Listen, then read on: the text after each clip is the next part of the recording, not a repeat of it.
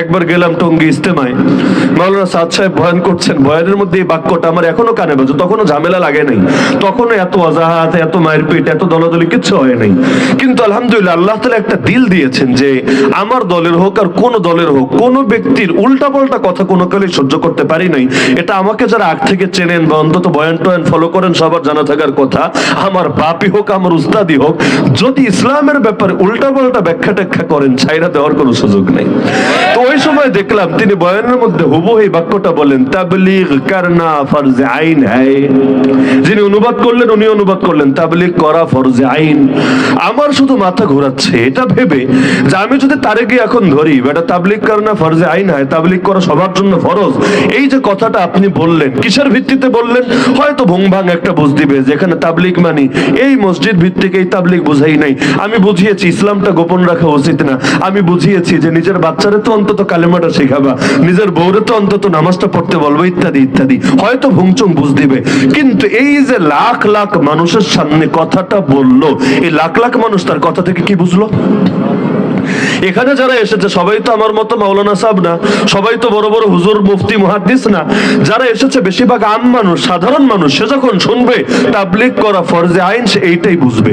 সে যখন শুনবে তাবলীগ করা ফরজে আইন, সে বুঝবে এই যে প্রচলিত তরিকায় যে মেহনত চলে এটাই ফরজে আইন। কারণ কোনো কিছু যখন দলীয় নাম হয়ে যায় তখন সেটা বললে মানুষ কিন্তু ব্যাপক অর্থ বোঝে না।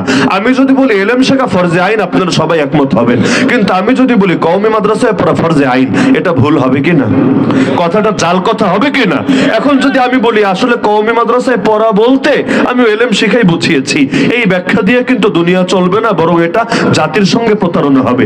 আমি যদি বলি যে জামাত ইসলামী করা বা ইসলামী আন্দোলন করা ফরজে আইন, লোকে কি বুঝবে? বুঝবে ওই যে জামাত ইসলামী নামে যে দল আছে, ইসলামী আন্দোলন নামে যে দল আছে, ওই দল করা ফরজে আইন।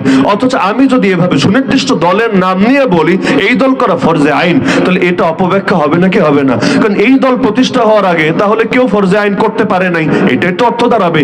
এই দল দুদিন আগে হলো, তার আগে তো ছিল না, তাহলে তার আগে সবাই কবিরা গুনাহগার হয়ে মরেছে, এই কথা তো বলতে হবে। আমি যদি বলি যে আওয়ামী লীগ করা ফরজে আইন, বিএনপি করা ফরজে আইন, বিষয়টা কেমন হবে?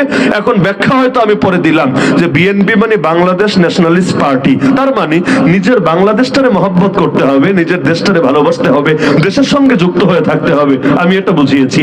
আওয়ামী লীগ, আওয়াম মানে জনগণ, আরবি শব্দ, পাকিস্তানি চেতনা। আওয়ামী লীগ, আর লীগ হলো ইংলিশ শব্দ, ব্রিটিশ চেতনা। নামের মধ্যে দুই চেতনা আছে, আওয়ামী। আওয়াম শব্দ কিন্তু উর্দু শব্দ, জানেন না? আওয়াম কিন্তু মূলত বাংলা না, কোন ভাষার শব্দ? উর্দু। এবং এই নামটা কিন্তু এসেছে আওয়ামী মুসলিম লীগ থেকে, আওয়ামী মুসলিম লীগ। ওই আওয়ামী মুসলিম লীগও আবার এসেছে মুসলিম লীগ থেকে। ওই মুসলিম লীগের হাতে ধরেই 47 দেশ ভাগ হয়েছে, ইন্ডিয়া, পাকিস্তান। পরবর্তীতে মুসলিমের আগে একটা শব্দ বেড়েছে, আওয়ামী মুসলিম লীগ, যার প্রতিষ্ঠাতা সভাপতি ছিলেন এক মাওলানা, যাকে রেড মাওলানা বলে, লাল মাওলানা মানে মাওলানা ভাসানী সাহেব। পরবর্তীতে ওই আওয়ামী মুসলিম লীগ থেকে মুসলমানি কইরা মুসলমানিটা ফালায় দিয়েছে এবং আওয়ামী রেখেছে, লীগ রেখেছে। কারণ মাঝখানে মুসলিম শব্দ বললে অনেকের নাকি দিলে কষ্ট লাগে। কিছু মানুষ থাকে এমন, এরা দুনিয়ার যাই বলা হোক কিছুতে কষ্ট পায় না, খালি ইসলাম আর মুসলিম শুনলেই ভেতরে চুলকানি আর থামে না।